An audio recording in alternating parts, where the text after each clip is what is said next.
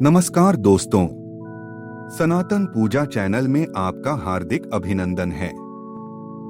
इस वीडियो में हम लोग प्रदोष व्रत या त्रयोदशी व्रत की कथा विस्तार से करेंगे। आइए अब शुरू करते हैं। सबसे पहले यह जानते हैं इस व्रत को कब और कैसे किया जाता है। प्रत्येक माह के कृष्ण और शुक्ल पक्ष की त्रयोदशी के दिन प्रदोष व्रत किया जाता है।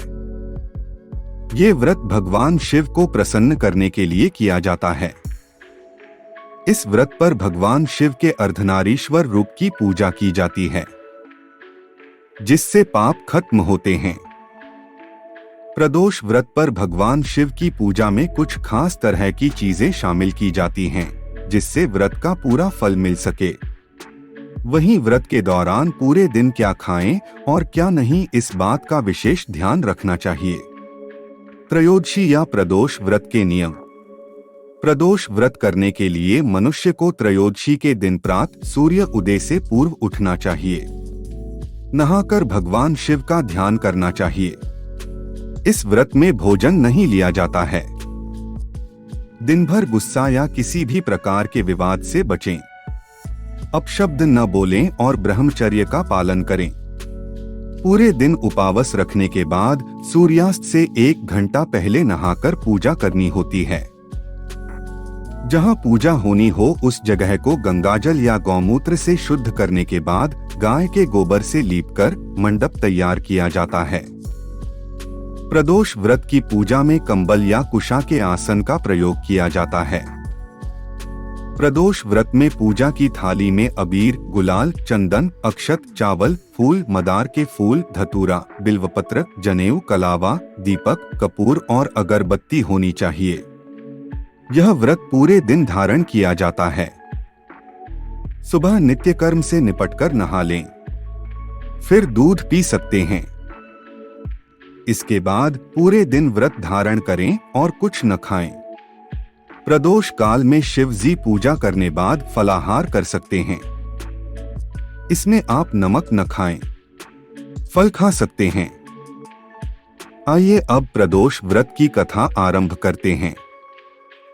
प्रदोष व्रत कथा। प्राचीन काल में एक अत्यंत गरीब पुजारी हुआ करता था।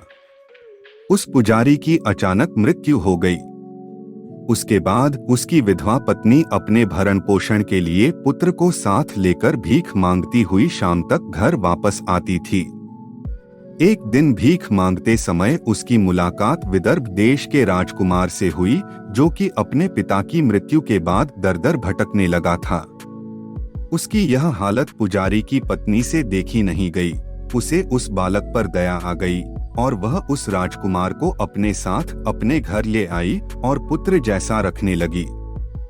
एक दिन पुजारी की पत्नी अपने साथ दोनों पुत्रों को शांडिल्य ऋषि के आश्रम ले गई। वहां उसने ऋषि से शिव जी के प्रदोष व्रत की कथा एवं विधि सुनी तथा घर जाकर अब वह भी प्रदोष व्रत करने लगी। एक बार दोनों बालक वन में घूम रहे थे। उनमें से पुजारी का बेटा तो घर लौट गया, परंतु राजकुमार वन में ही रह गया।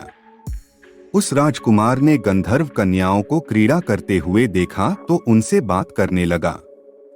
उस कन्या का नाम अंशुमति था। वे दोनों आपस में प्रेम करने लगे। उस दिन राजकुमार घर देरी से लौटा। राजकुमार दूसरे दिन फिर से उसी जगह पहुंचा जहां अंशुमति अपने माता पिता से बात कर रही थी। तभी अंशुमति के माता पिता ने उस राजकुमार को पहचान लिया तथा उससे कहा कि आप तो विदर्भ नगर के राजकुमार हो ना, आपका नाम धर्मगुप्त है। अंशुमति के माता पिता को वह राजकुमार पसंद आया और उन्होंने कहा कि शिवजी की कृपा से हम अपनी पुत्री का विवाह आपसे करना चाहते हैं। क्या आप इस विवाह के लिए तैयार हैं? राजकुमार ने अपनी स्वीकृति दे दी तो उन दोनों का विवाह संपन्न हुआ। बाद में राजकुमार ने गंधर्व की विशाल सेना के साथ विदर्भ पर हमला किया और घमासान युद्ध कर विजय प्राप्त की तथा पत्नी के साथ राज्य करने लगा। वहां उस महल में वह पुजारी की पत्नी और पुत्र को आदर के साथ ले आया तथा साथ रखने लगा।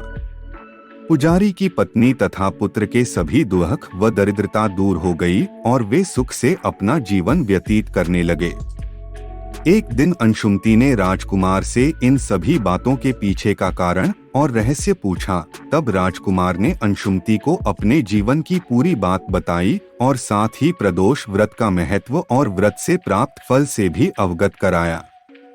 उसी दिन से प्रदोष व्रत की प्रतिष्ठा व महत्व बढ़ गया तथा मान्यतानुसार लोग यह व्रत करने लगे। कई जगहों पर अपनी श्रद्धा के अनुसार स्त्री पुरुष दोनों ही यह व्रत करते हैं। इस व्रत को करने से मनुष्य के सभी कष्ट और पाप नष्ट होते हैं एवं मनुष्य को अभीष्ट की प्राप्ति होती है। प्रेम से बोलिए त्रयोदशी भगवान की जय, बाबा भोलेनाथ की जय, सत्य सनातन धर्म की जय।